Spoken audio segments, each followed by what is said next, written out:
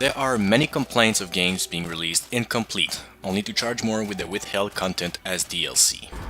We always thought it was important to deliver full value to our players, and we feel that Outward was released with enough content to deserve your time and your money. However, we have to come clean.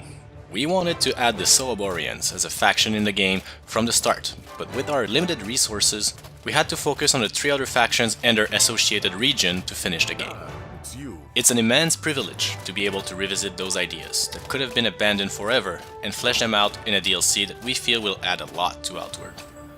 The Soroboreans will not only add a new faction of traders and academics, it also brings a whole new region to explore with unique creatures.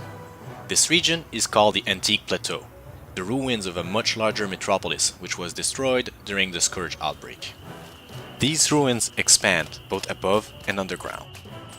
Its dungeons are mostly comprised of interconnected areas filled with Scourge monsters and golems.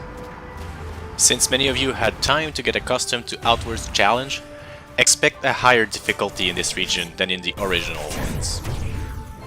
The Scourge didn't only bring monsters to the Antique Plateau, it also brought corruption. While exposed, corruption seeps into you, and it can be difficult to clear out your body of its influence.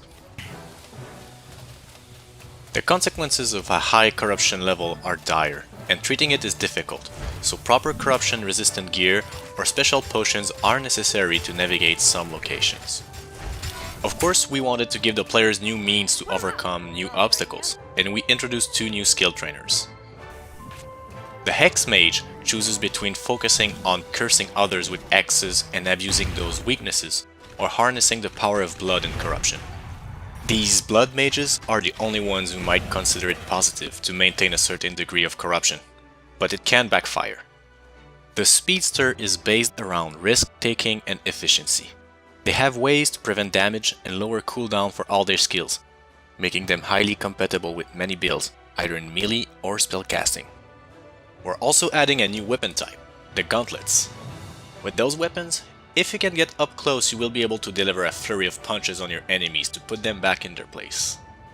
My personal favorite addition, however, is the new enchantment system. Enchantment can be used to add new properties to any piece of weapon or armor. However, the process to do so is not only costly, it is obscure, and will require a lot of experimentation to get right. Don't worry though. Failure to enchant your items will not cause the loss of these items, and you can find enchantment recipes in shops and in loot.